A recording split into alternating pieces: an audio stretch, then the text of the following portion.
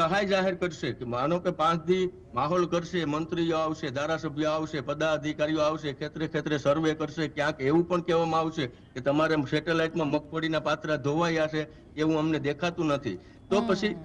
Ground લેવલે જે સર્વે કરે છે એ સર્વે કર્યા પછી ખેડૂતોને 1 વીઘો હોય કે 50 વીઘા હોય, તમામ ખેડૂતોને નુકસાની ગઈ છે. તો તમામને વીઘા દીઠ સર્વે કરી અને વીઘા દીઠ એનું જે કઈ નુકસાની ગઈ છે, આજે બિયારણ લેવા જાય, ખાતર લેવા જાય, મજૂરીના ભાવ લો, તમામ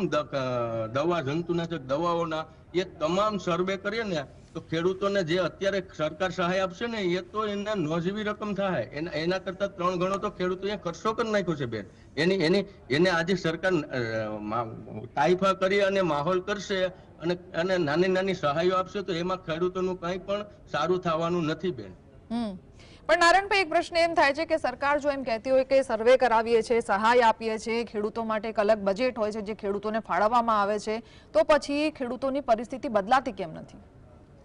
બેન, સહાય સરકાર ખાલી તાઇફા કરવા માટે, મોટી મોટી